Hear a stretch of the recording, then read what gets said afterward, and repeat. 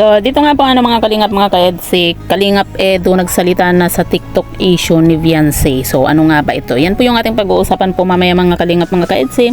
Pero bago po natin ipagpatuloy ang video ito sa mga bago pa lang po sa ating munting channel, huwag po natin kalimutang suportahan ang ama ng Kalingap, Kuya Val Santos Matubang at Kalingap Rob. At paunawa panoorin po muna ang full video bago mag-comment para malaman ang nilalaman nito. So dito nga po mga kalingap mga kaedsi, alam ko po na marami na po sa inyo yung nakapanood nga po nito, yung patungkol nga po sa sinabi po ni Kalingap Edu. At sa mga naglalabasang issue nga po patungkol nga po dito sa TikTok issue po ni Viancy.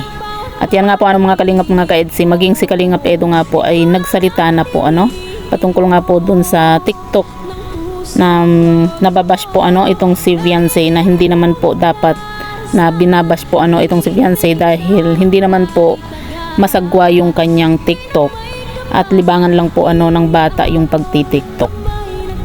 Halos lahat naman po mga kalingap ay nagti-TikTok na po ngayon kasi yan po yung libangan po lalo na po ngayon na bakasyon, natural lang naman po na kumbaga mag-enjoy din po muna yung mga bata dahil kapag pasukan na naman po, busy na naman po yan sa kanilang pag-aaral. At yan nga po mga kalingap, dito nga po sabi nga po ni Kalingap Edu, yung mga TikTok at posting nga po ni Viancy ay isang way para pampatanggal po ng stress. At wala naman daw pong masama nga po dun sa robot dance na yan, yung TikTok po ni Viancy. Kumbaga mga utak lang po ng mga basher yung ang tawag dito yung mga utak lang po ng mga basher yung masama, 'di ba? Kumbaga binibigyan po kasi nila ng ibang kahulugan po yung robot TikTok po ni Viancy nga po, yung robot, yung tawag dito, yung robot dance nga po ni Viancy nga po na Cocomelon. Sa nakikita po natin doon sa sayaw po or sa robot dance po ni Viancy, wala naman po tayong nakikitang hindi maganda. Kahit nga po kanina mga kalingap mga kaedsi, ipinapanood ko nga po or ipinakita yung TikTok po ni Viancy sa asawa ko at tinanong ko kung yung reaction niya, kung yung masasabi niya po dun sa TikTok po ni Viancy, kung masagwa ba. At ang sagot po niya, wala naman daw pong masagwa dun sa sayaw po ni Viancy kasi natural lang naman po yun yung robot dance na yun, at okay naman daw po maging yung suot nga daw po ni Viancy, o di ba? Lalaki na po yun yung asawa ko, siya na rin po yung nagsabi na wala pong masama dun sa robot dance po ni Viancy kasi okay naman po yung suot po ni Viancy doon. Tapos kumaga parang naglalakad lang siya na style robot nga po, di ba?